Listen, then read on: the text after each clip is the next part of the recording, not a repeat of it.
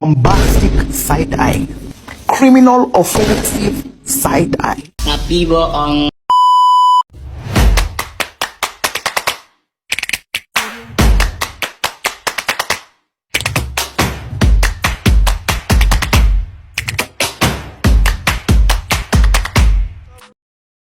Assalamualaikum warahmatullahi wabarakatuh. Perkenalkan, nama saya Dea Dila Diorusma dari Prodi Perencanaan Wilayah dan Kota dengan NIM 220332016, kelas reguler 1. Baik, di sini saya akan mempresentasikan materi tentang Smart Governance. Apa itu Smart Governance?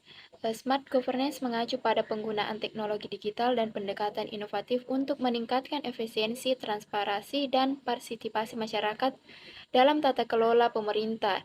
Ini melibatkan penggunaan data analitik dan layanan digital untuk membuat proses pemerintah lebih cepat, akuntabel, dan berorientasi. Selanjutnya, peran teknologi dalam Smart Governance, yaitu teknologi digital merupakan tulang punggung Smart Governance, memfasilitasi transparansi, efisiensi, dan partisipasi warga.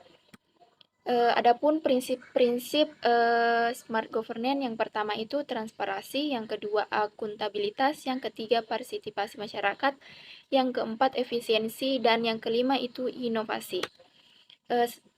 Selanjutnya, transparansi dan akuntabilitas dalam Smart Governance.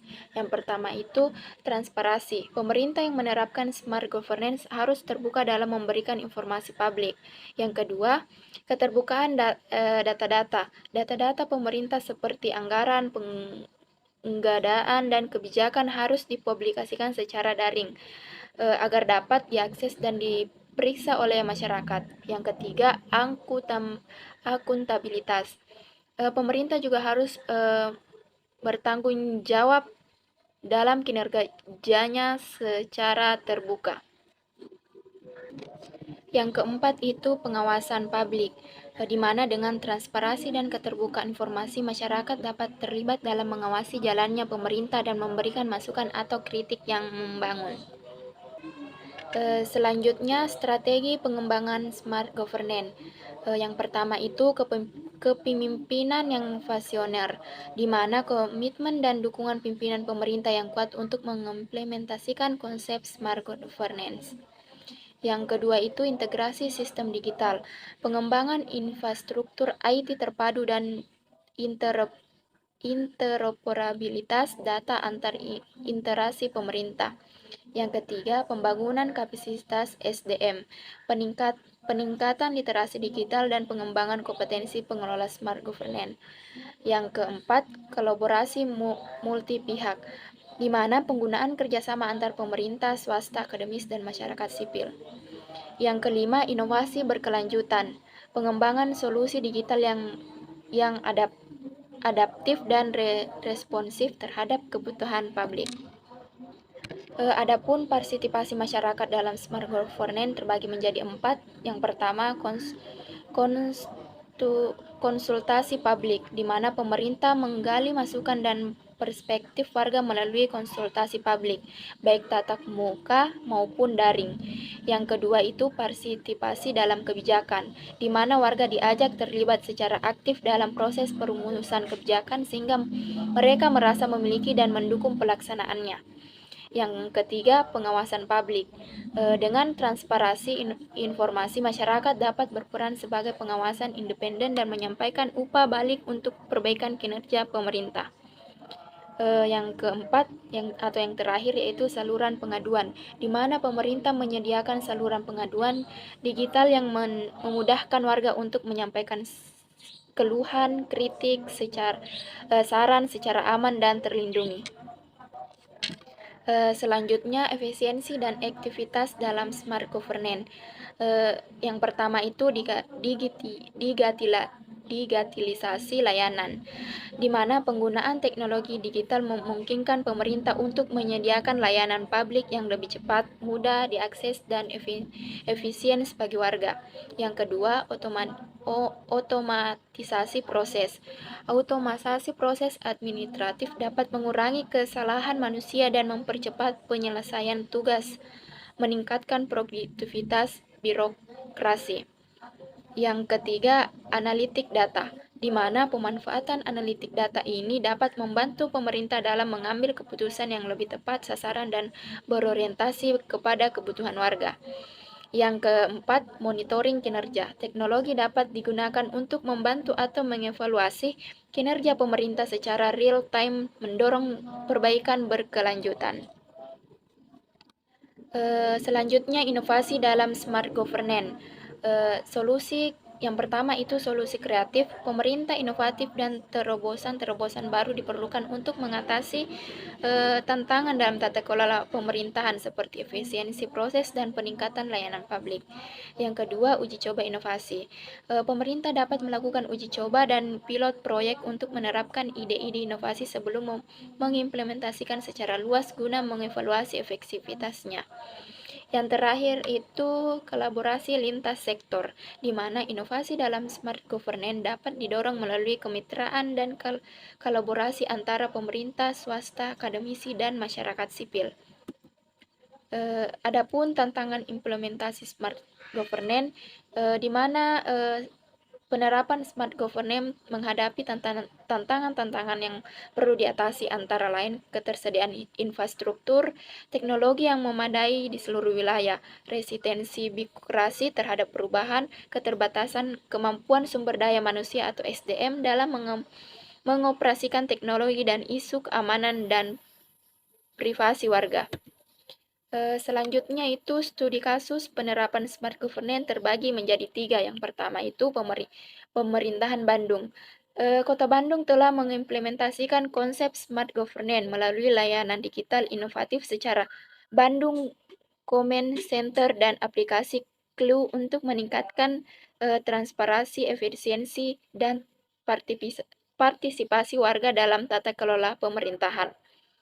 Yang kedua, pemerintahan Provinsi DKI Jakarta.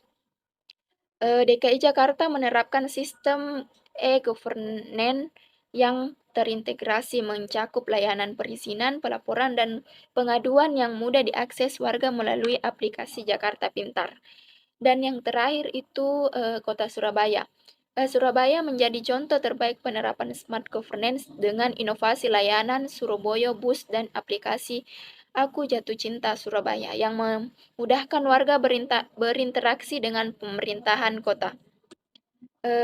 Baik, yang terakhir itu kesimpulan dan rekomendasi.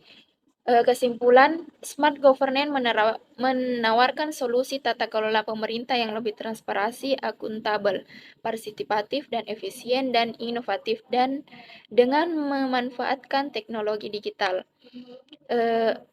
Rekomendasi dari smart governance yaitu pemerintah perlu mempercepat digitalisasi layanan publik, mendorong partisipasi warga, dan menimbulkan inovasi lingkungan birokrasi.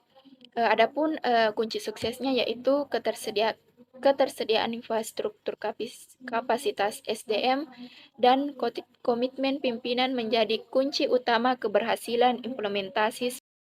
Selanjutnya saya akan menjawab pertanyaan dari teman-teman saya. Yang pertama itu pertanyaan dari Nur Akifah, yaitu bagaimana kita dapat memastikan perlindungan data yang memadai dalam sistem smart governance tanpa mengorbankan keterbukaan dan aksesibilitas informasi.